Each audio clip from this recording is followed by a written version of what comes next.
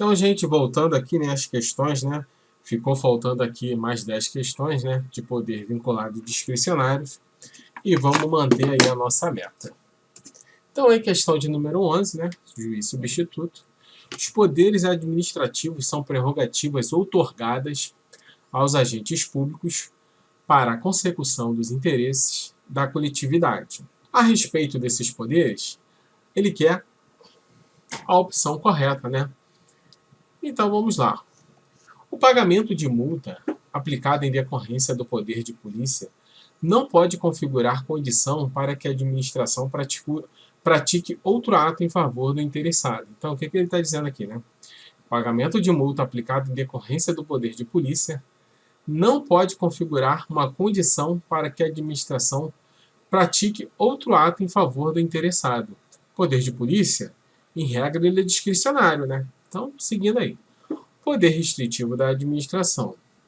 Consubstanciado no poder de polícia, não se limita pelos direitos individuais. Seguindo. O poder vinculado refere-se à faculdade de agir atribuída ao administrador. Não, o poder vinculado não tem a faculdade de agir, né? É o poder discricionário. Entre os poderes administrativos, inclui-se o poder disciplinar, o poder regulamentar e o poder jurídico. Não existe o poder jurídico entre os poderes administrativos. O poder regulamentar é a prerrogativa concedida à administração pública de editar atos gerais para complementar as leis e permitir sua efetiva aplicação. Eis a nossa resposta, né? Ele deu aqui o conceito do poder regulamentar, né? Que é a prerrogativa concedida à administração pública de editar atos gerais para complementar as leis e permitir a sua efetiva aplicação. Então, essa é a nossa resposta aí, poder regulamentar, né? Seguindo para a próxima. Questão de número 12, da PRF, curso de formação. No que se refere a direito administrativo, ato administrativo, seus atributos e princípios, julgue o item. Segundo o ato administrativo discricionário, o órgão público ou o agente público tem liberdade para praticá-los. Beleza, certinho até a vírgula. Um ato discricionário, que ele tem uma certa margem de liberdade para praticar tal ato, respeitados os limites das leis, da lei e dos princípios administrativos, certo? Sendo o ato vinculado, o administrador vincula-se às determinações da lei, certinho, né?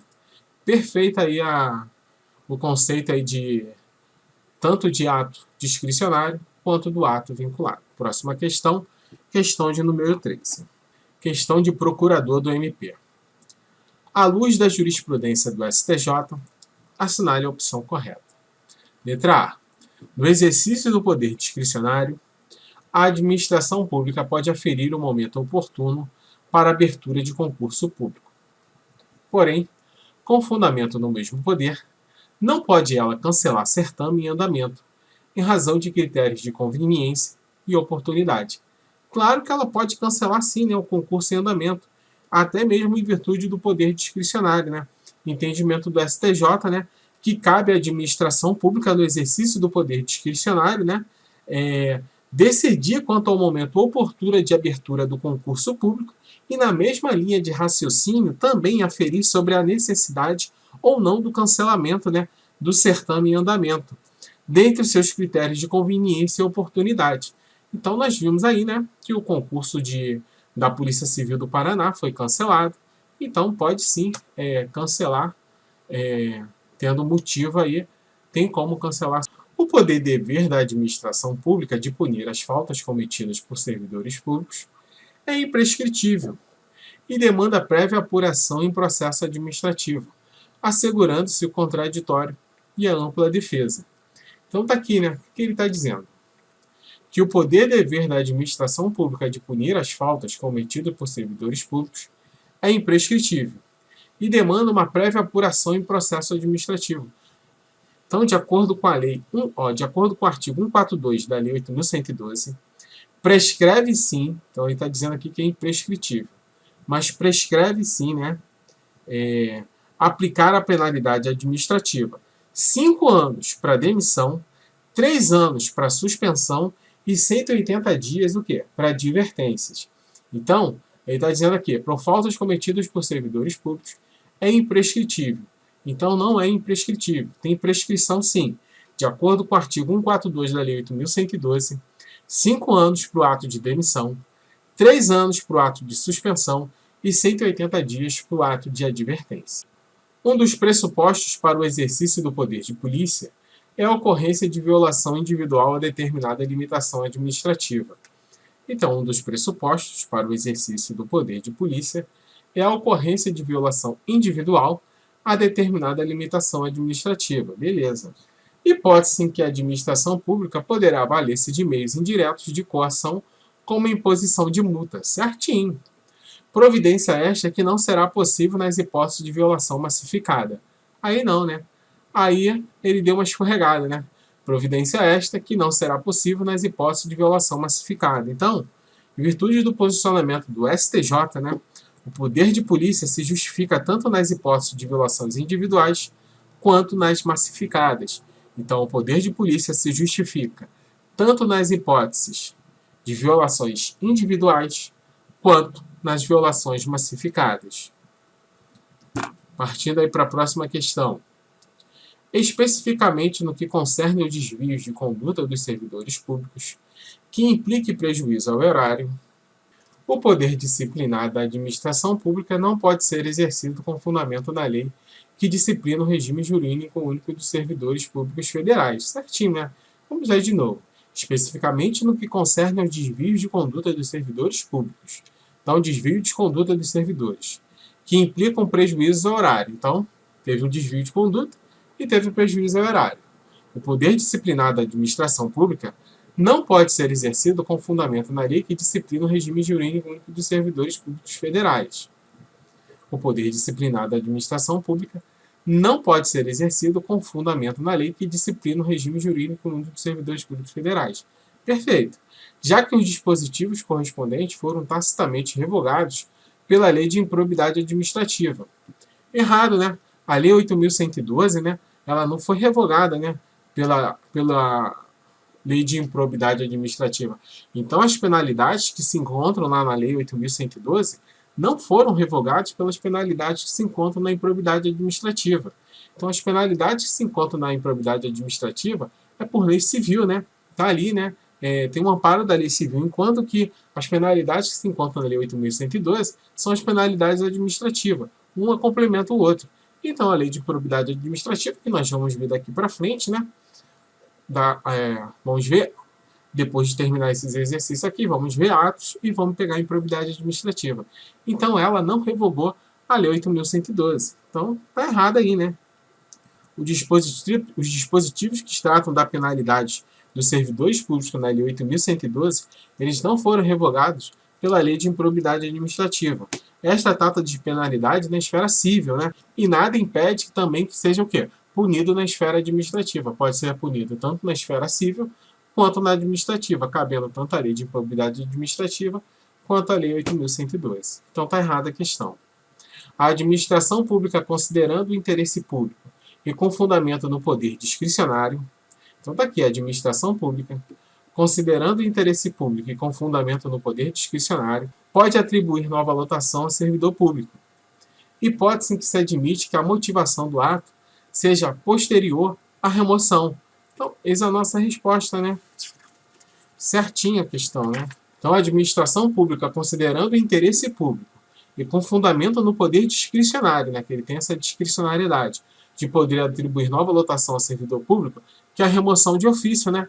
A remoção de ofício, ela precisa de motivação, ainda que posterior ao ato. Então, considerando essa necessidade do serviço e a melhor distribuição de recursos humanos para eficiente prestação da atividade administrativa, estando respaldada no interesse público, né, pode sim fazer aí a remoção do servidor. Entretanto, mesmo que se trate aí de um poder discricionário, né, do administrador público, a jurisprudência do STJ reconhece a motivação. Então não é só, vou te mandar para lá, não é assim.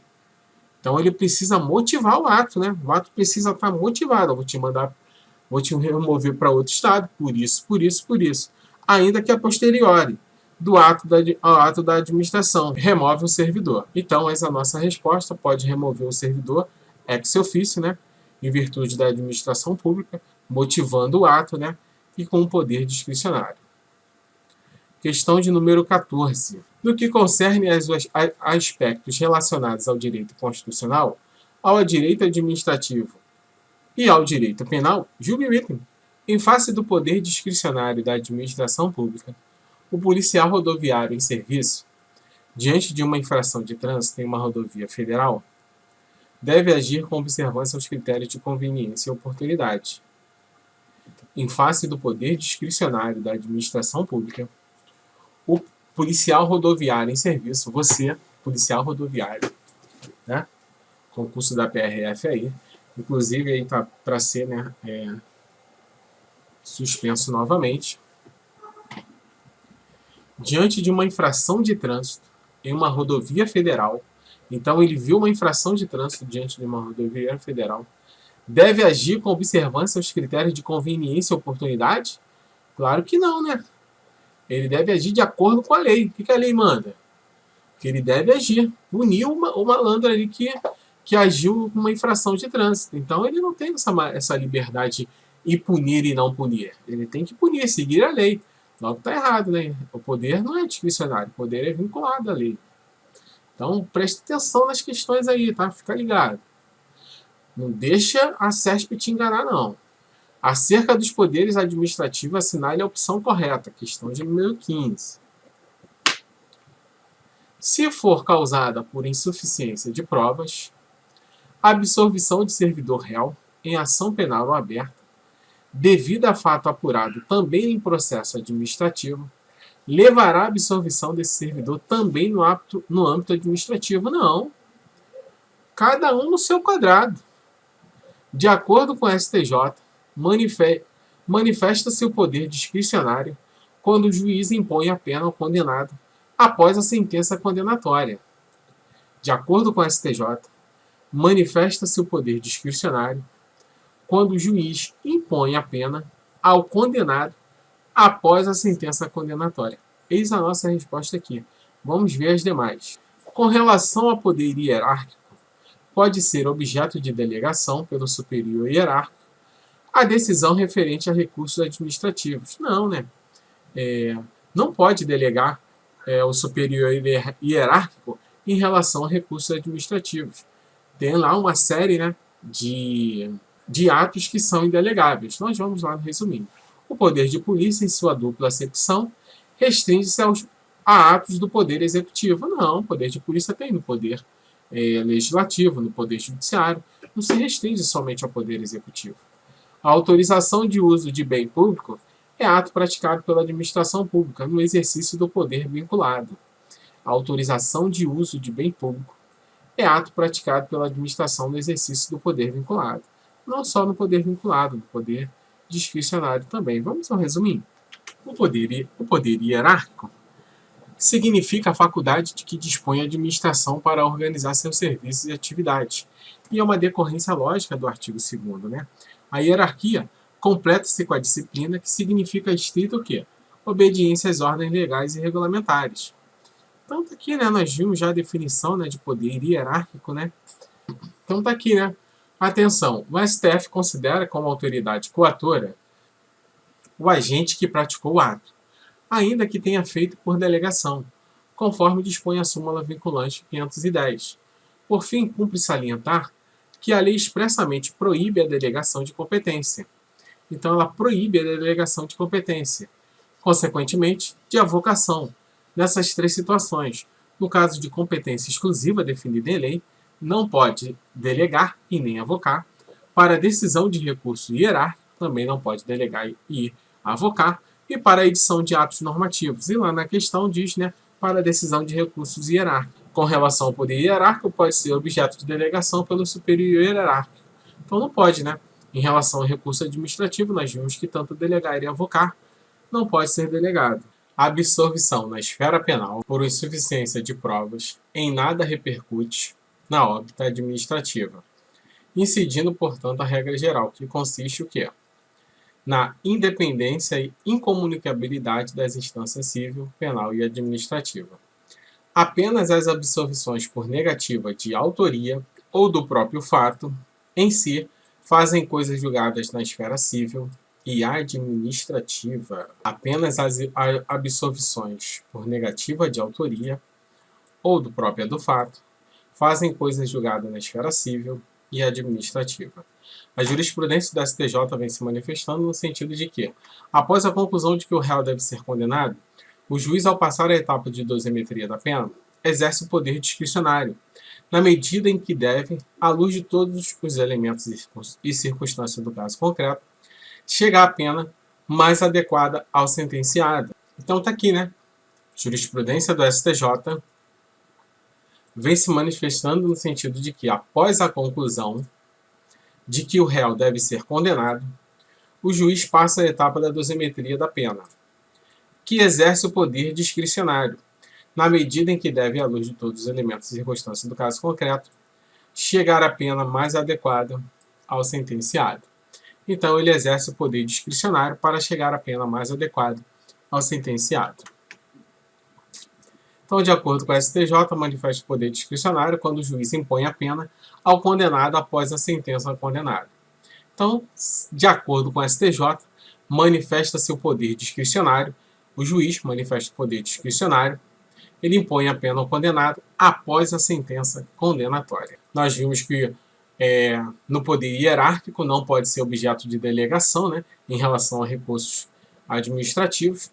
O poder de polícia não restringe ao poder executivo e a autorização de uso praticado à administração pública quando exercer do poder vinculado discricionário. Questão de número 16. Julgue o item que se segue relativos aos agentes públicos, aos poderes administrativos e à responsabilidade civil do Estado. O poder discricionário confere ao administrador, em determinadas situações, a prerrogativa de valorar determinada conduta em um juízo de conveniência e oportunidade, que se limita até a prática do ato, tendo em vista a impossibilidade de revogá-lo após a produção de seus efeitos por ofensa ao princípio da legalidade e do direito adquirido de terceiros de boa-fé. Então vamos ler de novo, com calma. O poder discricionário confere ao administrador, em determinadas situações, a prerrogativa de valorar determinada conduta em um juízo de conveniência e oportunidade. Beleza. Que se limita até a prática do ato, tendo em vista a impossibilidade de revogá-lo. Então tem a impossibilidade de revogá-lo após a produção de seus efeitos, por ofensa ao princípio da legalidade, do direito adquirido de terceiros de boa-fé. Então a questão está errada, né, gente? A questão está errada aqui. Está certa até a oportunidade, né? Até a oportunidade, ela está certa. Que o poder discricionário confere ao administrador, em determinadas situações, a prerrogativa de valorar determinada conduta em um juízo de conveniência e oportunidade. Beleza. Que se limita até a prática do ato, tendo em vista a impossibilidade de revogá-los após a produção de seus efeitos, aí está errado, né? Então, um ato ele pode ser revogado a qualquer momento. Um ato administrativo ele pode ser revogado a qualquer momento. Nós temos a súmula 473, né? Então, não há prazos para que o administrador revogue seus próprios atos. Então, para revogar seus próprios atos, não há prazo. Para a anulação, existe prazo decadencial de 5 anos. Então, o ato ele pode ser revogado ou ele pode ser anulado. Anulado em razão de vício de legalidade. E o quê? Ele pode ser revogado em relação de conveniência e oportunidade. Então, a revogação, não há prazos para que ele possa ser revogado, né? Mesmo que tenha gerado o quê? Efeito, ele pode ser revogado. Mesmo que tenha gerado efeito, ele pode ser revogado. E não há prazo. Já no ato anulado, existe o prazo prescricional, né? Existe o prazo prescricional de 5 anos. Logo, a questão está errada. Temos a questão de número 17. Desde que haja previsão legal, é possível o exercício do poder de polícia. Desde que haja previsão legal, é possível o exercício do poder de polícia. Em especial, a realização de atos coercitivos por pessoa jurídica da iniciativa privada, não integrante da administração pública. Então, desde que haja previsão legal, é possível o exercício de poder de polícia, em especial a realização de atos coercitivos, por pessoa jurídica de iniciativa privada, não integrantes da administração pública. Não, né? Claro que não, está errado. O poder disciplinar e o poder hierárquico fundamentam a aplicação de sanção administrativa particular, que, contratado pela administração, descumpra obrigações contratuais. Então, o poder disciplinar e o poder hierárquico fundamentam a aplicação de sanção administrativa particular. O poder disciplinar não aplica a sanção a particular, e nem o hierárquico. Então, a questão está errada. Insere-se no âmbito do poder regulamentar a competência privativa. Insere-se no âmbito do poder regulamentar a competência privativa, não passível de delegação do presidente da República para expedir decretos para a fiel execução da lei. Eis a nossa resposta, né? Então, insere-se no âmbito do poder regulamentar, sim, a competência privativa de quem? Do presidente da República para expedir decretos para fiel execução das leis, não passível de delegação. Certinha a questão. Perfeito. A interdição de estabelecimentos comerciais, a apreensão de mercadorias e a detenção de pessoas são exemplos de atos praticados pela administração pública no âmbito do poder de polícia. Então está aqui, né? A interdição de estabelecimentos comerciais, a apreensão de mercadorias, sim, são exemplos de atos praticados pela administração pública no âmbito do poder de polícia. Agora, a detenção de pessoas não é ato praticado pela administração pública no âmbito de poder de polícia, não. Aí está errado. Nós vamos lá no resuminho. Dada a relação de hierarquia existente entre a União e a autarquia federal, é possível a delegação a esta de parte de competência daquela, quando conveniente em razão de circunstância de índole técnica, social, econômica, jurídica ou territorial. Claro, não há hierarquia, né, entre o quê? Entre órgãos diferentes. Então vamos lá ao resuminho. Enquanto que a polícia administrativa visa proteger ilícitos administrativos na esfera da polícia judiciária, o bem protegido é o da esfera penal, não sendo bens e propriedades amparados e limitados em regra, mas o direito das pessoas em relação a estas estão tutelados por este poder. Concluímos aqui que o objeto é mais restrito em relação à polícia administrativa, que versa sobre bens e direitos, sem deixar de lembrar que a atuação é custeada por impostos e não por taxas. É exercida em suma pela Polícia Federal e pela Polícia Civil, sendo atuante na fase posterior à ocorrência do crime. Então vamos aqui. Ponto importante é mencionar a súmula do STF, de número 397, que diz que o poder de polícia da Câmara dos Deputados e do Senado, em caso de crime cometido nas suas dependências, compreende consoante o regime, prisão em flagrante do acusado e a realização do inquérito. Atuaria, neste caso, com o poder de polícia judiciária, já que seria uma atuação repressiva contra infrações penais, atuando sobre pessoas. Então, atuando sobre pessoas, poder de polícia judiciária. Então, polícia administrativa, sobre objetos amplos, sobre bens e direitos. Polícia judiciária, sobre pessoas. Polícia administrativa é preventiva, judiciária é repressiva. A administrativa é um ilícito administrativo e a judiciária é um ilícito penal. Então, gente, muito cuidado aí, tá? Não mistura as coisas aí. Então, a interdição de estabelecimentos comerciais e apreensão de mercadorias é, sim, exemplo de atos praticados pela administração pública no âmbito do poder de polícia. A detenção de pessoas, não. Questão de número 18. Acerca de atos administrativos, julgue o item subsequente. A concessão de licença maternidade a servidores gestantes é um ato administrativo vinculado. Vinculado, porque está em lei, então não tem liberdade. Ela está gestante, tem que dar licença para ela. Questão de número 19. No exercício do poder de polícia, pode a administração atuar tanto mediante a edição de atos normativos, de conteúdo abstrato, genérico e impessoal, quanto por intermédio de atos concretos, pré-ordenados a determinados indivíduos. Então, eis a nossa resposta, né? Letra A.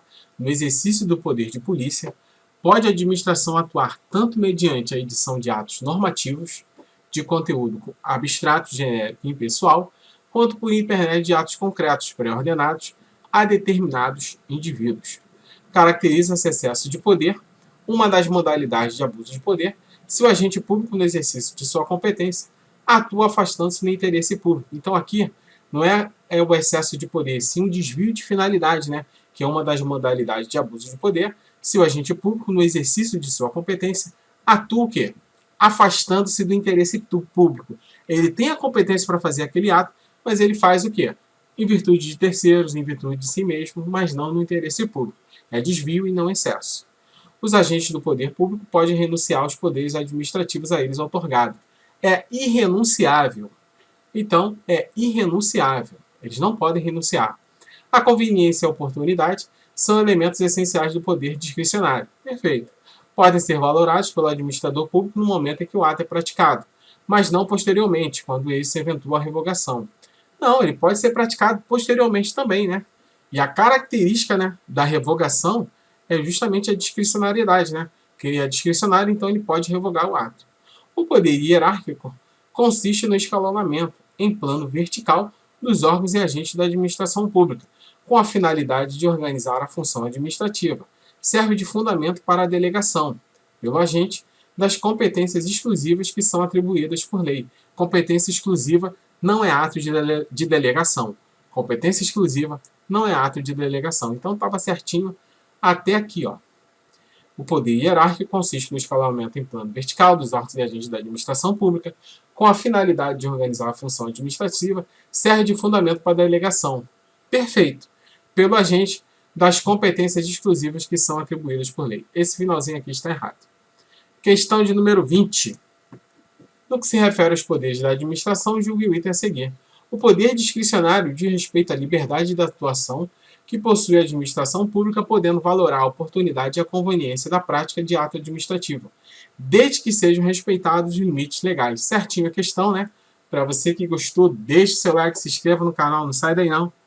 Toma uma água e já volto já.